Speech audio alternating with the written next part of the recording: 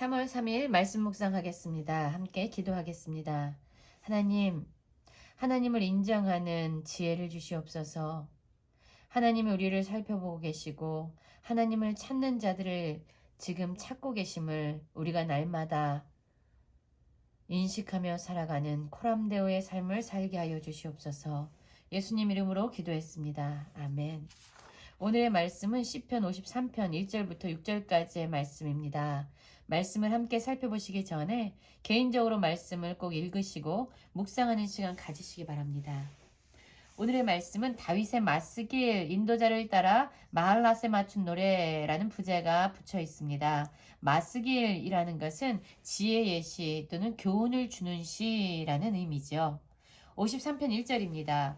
어리석은 자는 그의 마음에 이르기를 하나님이 없다 하도다. 그들은 부패하며 가증한 악을 행하며 선을 행하는 자가 없도다 라는 말씀으로 시작하고 있습니다. 지금 이 시편의 시인은 어리석은 자가 어떤 사람인지에 대해서 정의하고 있습니다. 어리석은 자는요, 미련하거나 우리가 생각하는 어떤 상식이 없거나 지혜가 없는 자를 의미하기보다 그 마음에 하나님이 없다라고 생각하는 자들이다라고 이야기하고 있습니다. 이렇게 진정한 절대 기준이 되시고 생명의 근원이 되신 이 하나님을 부인하면 그들의 삶의 모습은 어떻게 되느냐? 부패하고 가증한 악을 행하며 선을 행하는 자가 없게 된다라고 이야기합니다. 그렇습니다. 우리의 마음에 있는 것이 무엇이냐 하는 것에 따라서 우리의 행함이 결정되어집니다.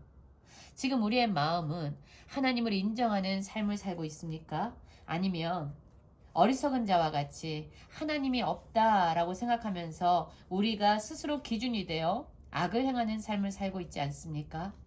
그러나 실상 이들이 어리석은 자들이 부인하는 하나님의 존재는 분명히 살아계시다라고 2절에 말씀하고 있습니다.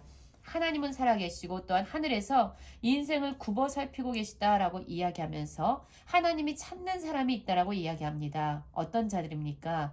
지각이 있는 자와 하나님을 찾는 자가 있는가 보려하신즉이라고 말씀하고 있죠. 그렇습니다, 여러분. 하나님이 찾으시는 사람이 있습니다. 그것은 돈이 많거나 어떤 권력이 많거나 명예와 성공한 그런 사람들이 아닙니다. 지각이 있고, 지각이라는 것은 하나님을 인정하는 지각입니다.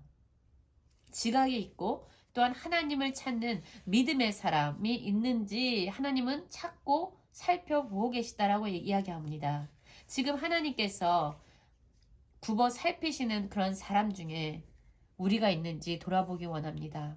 진정 하나님을 인정하는 그런 지혜와 하나님을 찾는 믿음이 있는지 우리의 삶을 돌아보기 원합니다. 3절입니다. 각기 물러가 함께 더러운 자가 되고 선을 행하는 자 없으니 한 사람도 없도다. 하나님은 이렇게 하나님을 찾고 하나님이 살아계심을 인정하는 지각이 있는 자를 찾고 계시지만 그런데 가만히 보니까 이 땅에는요. 함께 더러운 자, 혼자서 악을 행하면 두렵지요. 그래서 악을 행하는 사람들은 서로 연합을 합니다. 함께 더러운 자가 되고 선을 행하는 자가 없다라고 이야기합니다. 진정 하나님을 인정하고 하나님이 우리를 보고 감찰하고 계시다라는 것을 믿는 사람이 없었다라는 이야기입니다. 그러면 죄악을 행하는 자들이 무지하냐? 그렇죠. 무지한 자들입니다. 어떤 무지입니까? 어떤 지혜가 없는 자들입니까? 하나님을 인정하지 않는 자들이죠. 하나님의 존재를 부인하는 자들이죠. 그 사람들의 삶의 모습은 죄악을 행하게 되어 있습니다. 죄악을 행하는 자들은 무지하냐? 그들이 떡 먹듯이 내 백성을 먹으면서 하나님을 부르지 아니하는도다 라고 말하고 있죠. 이 하나님을 인정하지 않는 사람들은요. 떡 먹듯이 하나님을 인정하는 사람들을 먹는다라고 이야기합니다. 자신의 탐욕을 위해서 자신의 이기심을 위해서 자신의 정욕을 위해서 하나님을 인정하는 자들에게 상처를 주고 그들을 삼키는 그런 죄악을 행하고 있을 뿐만 아니라 하나님을 부르지도 않는다라고 이야기하죠. 하나님의 존재를 지금 인정하지 않고 있다는 것입니다. 그런데 여러분, 그들은 어떠한 삶을 살게 되냐면 그들이 두려움이 없는 곳에서 크게 두려워한다라고 이야기합니다. 두려워할 일이 아니에요. 두려워할 필요가 없는 곳에서 그들은 두려움에 휩싸입니다. 여러분, 이것이 바로 죄의 결과입니다. 죄를 짓게 되면은요, 우리의 양심은 그것을 알게 되고요. 우리는 죄 책감에 시달리게 됩니다. 그리고 두려워하게 되죠. 그래서 하나님이 없다라고 죄악을 행하는 자들, 겉으로는 아무렇지도 않은 척하지만 사실 그들의 양심은, 그들의 마음은 두려움에 떨고 있습니다. 불안함에 떨고 있습니다. 바로 죄의 결과지요.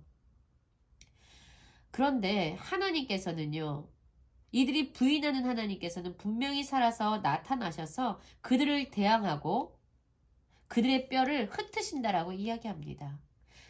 여러분, 죄는 그냥 없어지는 것이 아닙니다.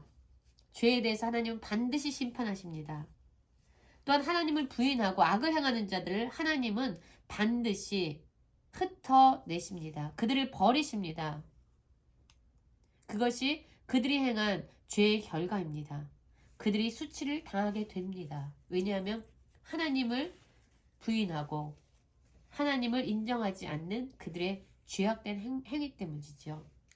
그러나 하나님을 인정하고 하나님을 믿고 하나님을 의지하는 자들, 그들은 이스라엘을 구원하여 줄 자 누구냐?